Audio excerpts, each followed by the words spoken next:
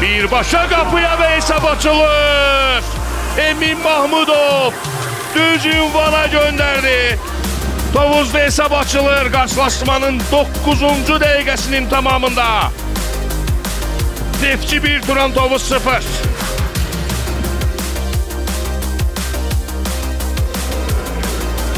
Покри засадата. Ботев в атака. Ивелин Попов разменя подавания с Вили Триболе за четвърти път топката е в мрежата на Берой.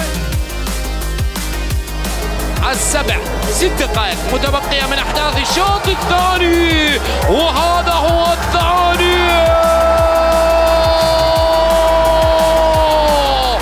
البيحاء يرسل الأخدود إلى المجهول. جول!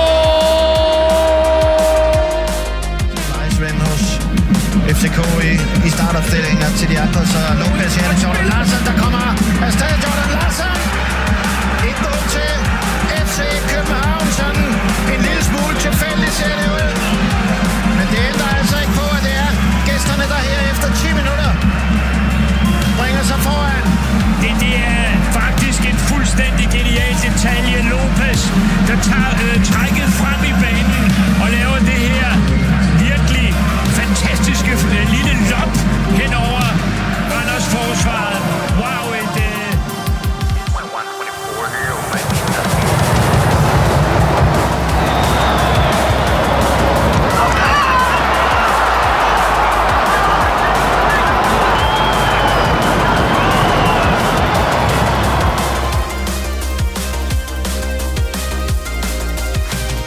Передача на Тихонова, удар по воротам. Тихонов! Это Денис Тихонов.